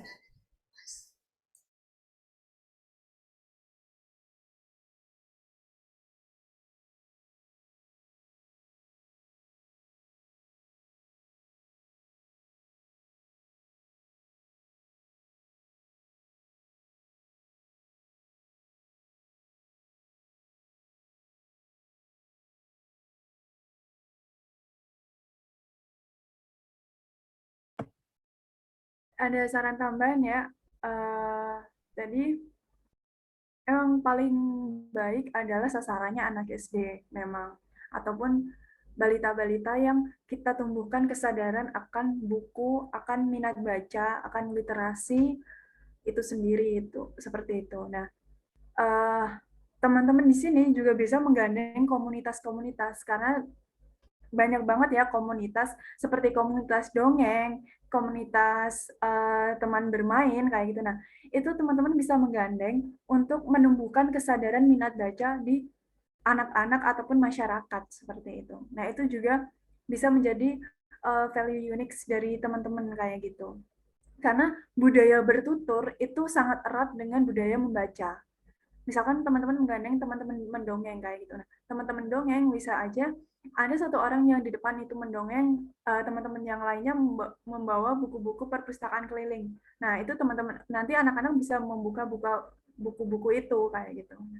Itu bisa menjadi value unique-nya kayak gitu, teman-teman. Itu bisa menjadi saran ya untuk kedepannya. Mungkin jauh bisa dikembangkan lagi untuk dari segi judul juga, apa yang membedakan dengan yang lain dan apa yang langsung bisa membuat juri itu melirik dari segi judulnya aja kayak gitu. Itu sih dari saya. Mungkin di Alfian ada tambahan. Mungkin udah banyak dibahas sama Sabrin sama Mbak Sutar buat terkait idenya. Mungkin benar juga, maksudnya kalau aku lihat tadi memang masih belum untuk arahnya, karena ini kan tadi kan kalian bahasnya soal apa namanya, soal yang online, perpustakaan online udah ada dari tadi, apa namanya, aplikasi apa tadi ya, IPUS tadi apa aku lupa tadi. Terus yang dari eh, perpustakaan keliling itu bisa lewat pemerintah, tapi mungkin aku belum lihat peran dari kalian sendiri sebagai mungkin mahasiswa, di mana kalian bisa memfasilitasi masyarakat akan adanya perpustakaan-perpustakaan tersebut gitu. Jadi mungkin lebih ke kalian bisa buat aplikasi sendiri mengenai yang online, ya yang online buat aplikasi sendiri terkait perpustakaan, ataupun kalian buat sebuah komunitas yang terkait apa namanya, untuk menggencarkan tentang perpustakaan lah gitu ya, yang ada di suatu daerah gitu. Bisa nanti lihat lembaga itu kan bisa buat perpustakaan online ataupun perpustakaan keliling gitu, nanti kan bisa buat dan bisa fokuskan untuk mitranya yang kalian buat itu mau siapa aja gitu. Kalau misalkan tadi kan kalian belum buat mitra, misalkan nanti untuk yang perpustakaan keliling stok bukunya kalian ambil dari mana, lalu juga yang online itu kan pasti kalau misalkan kalian karena itu kan buku, model buku gitu kan, itu kan merupakan karya orang lain, jadi pasti biasanya berbayar untuk misal kalian orang bisa akses suatu buku. Nah itu kalian mau kerjasama sama siapa aja gitu, bagaimana sistemnya, dan kalian juga bisa buat kalau misalkan kalian punya aplikasi tentang perpustakaan sendiri, kan bisa buat tentang adanya mungkin event-event kayak misalnya ada kuis tentang apa namanya, kalian punya suatu buku, lalu biar teman-teman anak SD maupun nanti anak SMP atau anak SMA itu mau baca, kalian bisa buat kuis tentang buku tersebut. Jadi orang yang mau mengerjakan kuisnya itu harus baca dulu isi bukunya gitu, dan kalian nanti bisa buat misal hadiah dari pemenang kuis tersebut. Lalu juga bisa buat event-event yang lainnya gitu, misalkan baca ini nanti gratis baca buku apa gitu. Nanti kan itu sangat menarik ya, bisa terfokus juga kalau misalkan kalian buat suatu aplikasi ataupun suatu software tentang aplikasi tentang perpustakaan kalian sendiri, daripada tadi kalian masih mengangkatnya dari perpustakaan yang mungkin sudah ada gitu. Jadi kalian lebih bisa menonjolkan peran kalian juga sebagai mahasiswa untuk masyarakat gitu. Itu mungkin itu dari aku. Mungkin sedikit caranya tadi, jadi lebih bisa difokuskan lagi buat perpustakaannya, nggak cuman misal apa namanya, nggak cuman tadi misal perpustakaan keliling itu bisa melalui peran pemerintah. Kalau yang perpustakaan online tadi ada e-books tadi, tapi kalian bisa menonjolkan peran kalian sendiri untuk masyarakat itu apa gitu, tentang menumbuhkan literasi dari perpustakaan gitu. Tapi dari segi ide sudah bagus, sudah mungkin berbeda dari yang lainnya, mungkin lainnya tadi meninggal pertanian, kalian mengangkat tentang literasi yang memang dari Indonesia sendiri sangat kurang untuk literasinya gitu. Mungkin itu dari aku. Terima kasih. Mungkin dari Safrida atau Mbak Citer ada tambahan lagi. Tanya ke moderator, habis ini masih ada sesi presentasi lagi nggak? Untuk sesi hari ini presentasi yang terakhir, Mbak. Udah ya berarti. Iya, Mbak. Ada mau nambahin ya untuk keseluruhan? Karena ini semuanya udah. Nah, untuk keseluruhan dari yang kemarin juga, jadi kan teman-temannya juga sama. Yang pertama, teman-teman harus bawa prototipe untuk nilai tambah dari apa yang teman-teman presentasikan. Semisalkan apalagi yang menciptakan sebuah produk ya, produk entah itu makanan ataupun apapun itu, usahakan membawa prototipe pun dengan inovasi teknologi. Nah, itu teman-teman harus sudah digambarkan juga di presentasinya, di slide presentasi, dan teman-teman bawa juga prototipe, misalkan potongan kertas lah nanti ditempel sama desainnya kayak gitu. Jadi benar-benar bawa prototipenya. Itu yang pertama. Lalu yang kedua, evaluasi untuk semuanya dari kemarin masih full of text. Jadi teman-teman masih banyak banget PPT-nya itu benar-benar full of text. Jadi nggak ada, belum dari kemarin saya belum menemukan poin-poinnya aja kayak gitu. Padahal seharusnya PowerPoint-nya itu teman-teman tuliskan aja poin-poinnya, penjabarannya dari teman-teman sendiri. Nah, disitulah penguasaan materi dari teman-teman diuji kayak gitu. Seberapa paham teman-teman dengan materi teman-teman sendiri kayak gitu. Lalu yang ketiga, dari segi judul. Dari segi judul, menurutku pribadi masih sangat mainstream. Jadi usahakan teman-teman kasih judul yang kreatif dan inovatif ya. Semua temanya, semua idenya sudah bagus-bagus banget dari kemarin.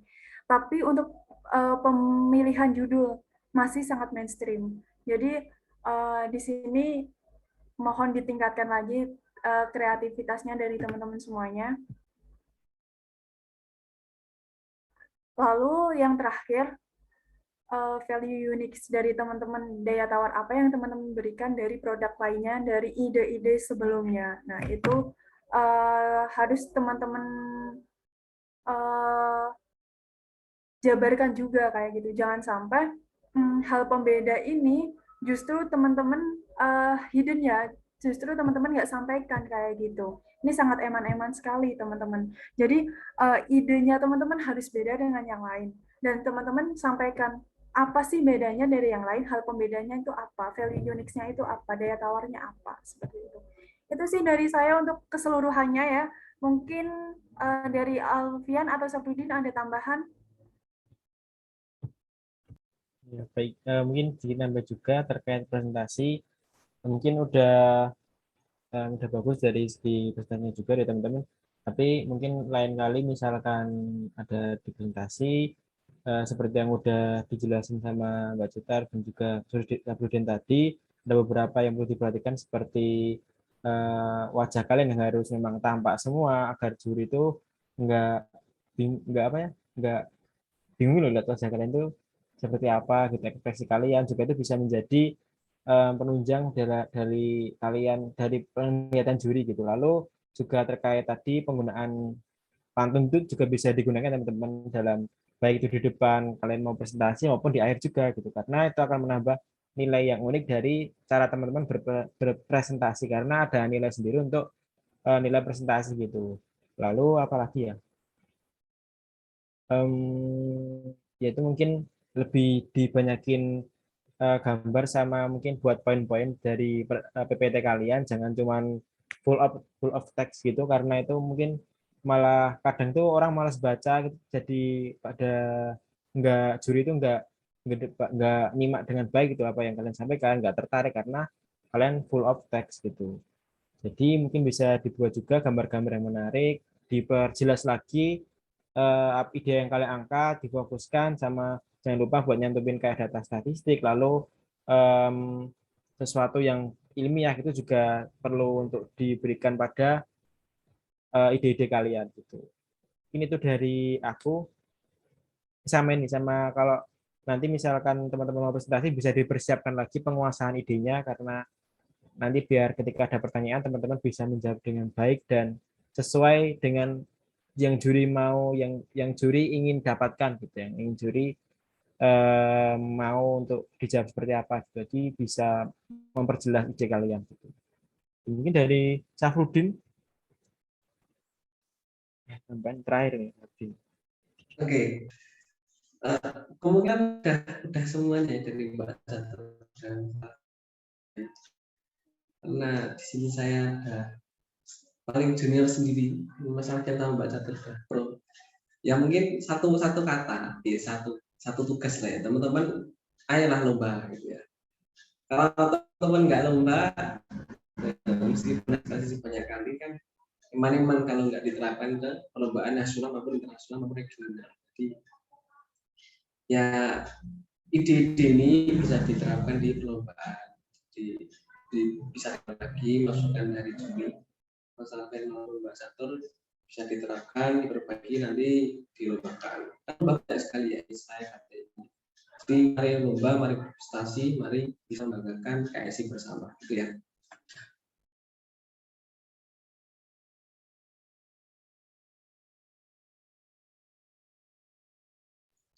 Baik, Mas Syafruddin, Mas Alfian, dan juga Mbak Catur.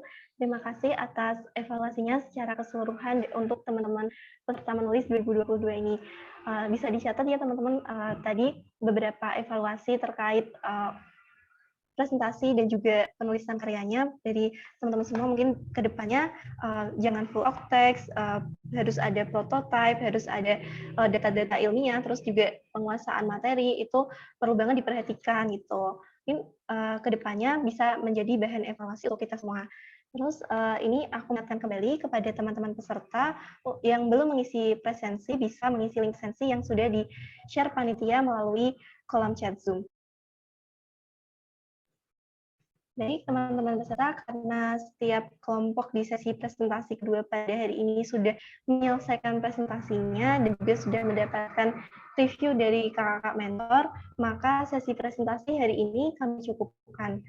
Acara berikutnya yakni adalah sesi untuk rewarding untuk teman-teman peserta mentorship kepenulisan 2022 dari kategori-kategori tertentu yang telah ditentukan oleh panitia. Ini nanti ada panitia yang bertugas bisa untuk share screen ya.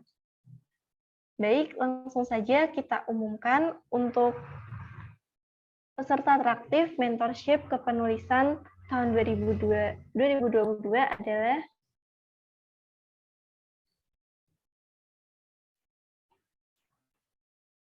Ini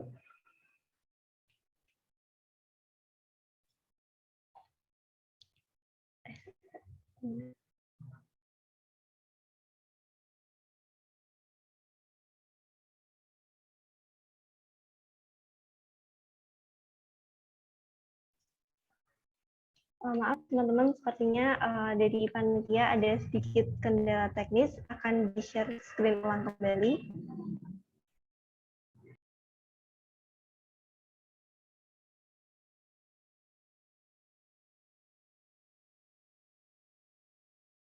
Nah, berikut ini adalah hasil dari penilaian kami selaku panitia kepada peserta teraktif menulis tahun 2022, yakni Kak Diah Lutfia selaku peserta teraktif di acara menulis tahun 2022.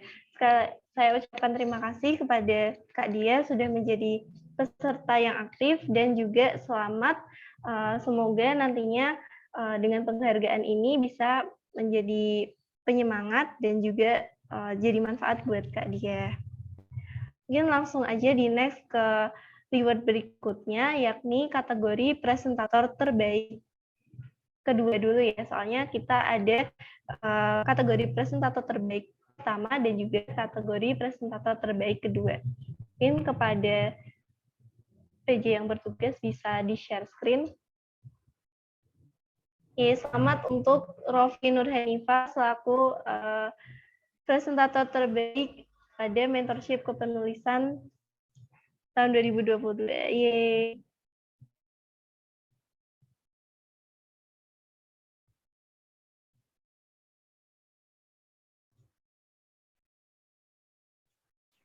Lanjut aja ke reward yang terakhir, ini untuk presentator terbaik yang pertama.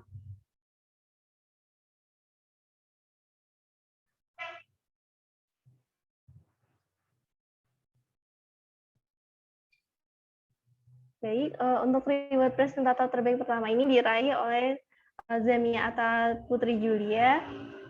Selamat kepada Zamia atas pencapaiannya ya. Keren banget tadi Zamia presentasinya. Selamat, semoga kedepannya bisa dikembangkan lagi presentasinya, terus bisa lebih semangat lagi buat ikut lomba-lomba. Mungkin dari Zamia dan juga Rofi bisa on cam dulu yuk untuk nyapa teman-teman peserta lainnya.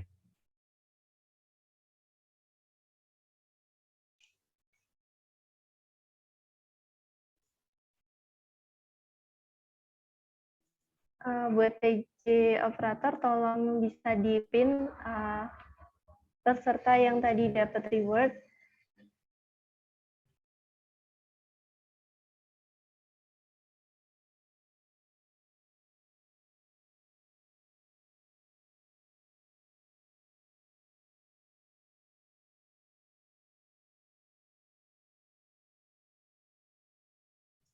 Nah, ini udah ada Rofi dari Sekretariatan KSI. Mungkin dari Rofi ada kesan-pesannya dulu nih buat acara menulis 2022. Tahu pesan-pesannya juga nih dapat reward dari kita jadi presentator terbaik kedua.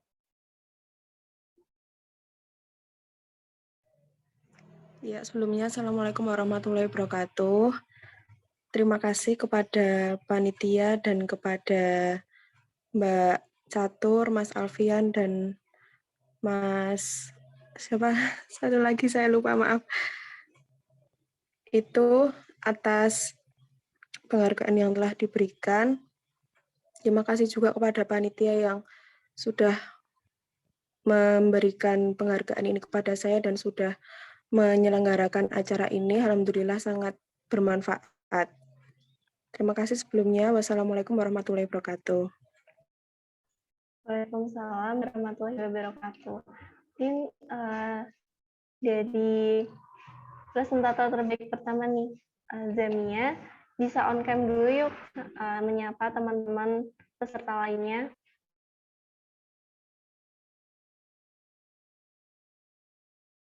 Buat operator bisa di-pin.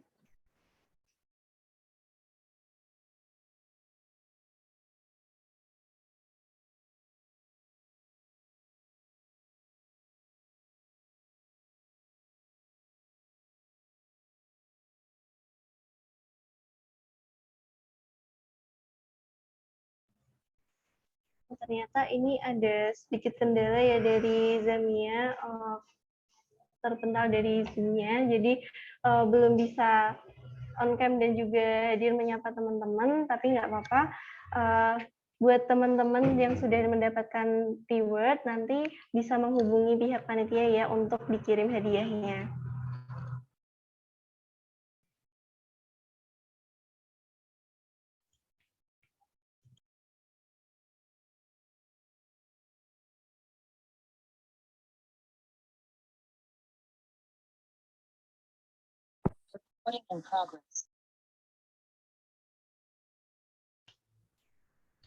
Sekali lagi, kami dari pihak panitia mengucapkan selamat kepada para peserta pemenang reward. Semoga dapat menjadi penyemangat dan motivasi untuk kedepannya. Terima kasih juga kami ucapkan buat teman-teman peserta atas antusias dan juga pemaparan presentasi yang juga menarik.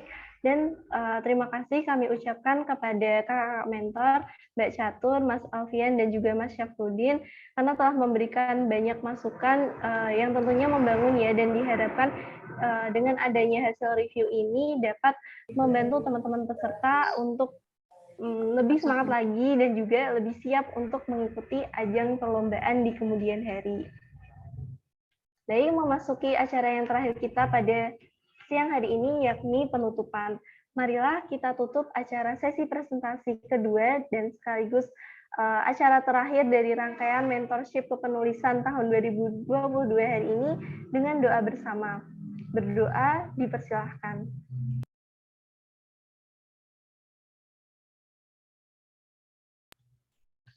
Berdoa tidak pernah dicukupkan. Saya mewakili seluruh panitia yang bertugas menyampaikan mohon maaf atas perkataan dan juga perbuatan yang mungkin kurang berkenan di hati teman-teman semua. Terima kasih atas partisipasinya. Akhir kata, wassalamualaikum warahmatullahi wabarakatuh. Kepada peserta dan juga kakak mentor dapat dipersilakan untuk meninggalkan ruang Zoom.